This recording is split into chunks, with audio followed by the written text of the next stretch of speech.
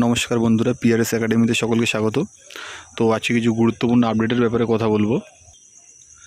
তো রাজ্যে ডাব্লিউবি আর কেবি কনস্টেবলের যে এক্সামটা আটকে রয়েছে, সেটার যে ওবিসি যে নেক্সট হিয়ারিংয়ের ডেটটা আছে, ওই ওবিসি ব্যাপারেই কিছু কথা বলবো। তো এই ব্যাপারেই কিছু কথা বলবো। ভিডিওটা খুব ভালো হতে চলেছে, সবাই ভিডিওতে থাকো।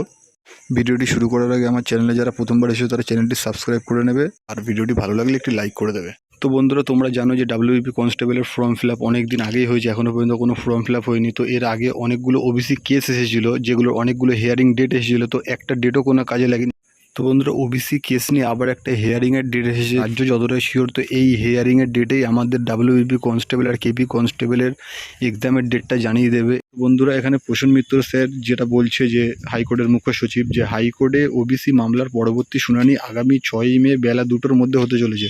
তো তোমরা সকলেই বুঝতে পেরেছো যে আগামী 6ই মে বেলা 2টোর মধ্যে ওবিসি কেসের নেক্সট যে হিয়ারিংটা আছে সেটা হতেই চলেছে।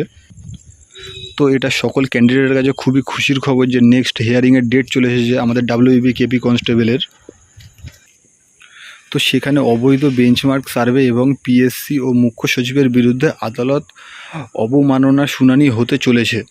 তো আপনারা বুঝতেই পাচ্ছেন এই যে হিয়ারিংয়ের ডেটটা, যেটা খুবই ভাইটাল একটা হিয়ারিংয়ের ডেট। তো এই কারণ এসএসসি সব পরীক্ষায় যেখানে হচ্ছে, সব ভ্যাকান্সি যেখানে বেরোচ্ছে, তো এইবারে যে নেক্সট যে হিয়ারিংয়ের ডেট আছে, তো হিয়ারিংয়ের ডেটের নেক্সট ডেট যে ডাব্লিউবিপি সেটা অবশ্যই জানাবে।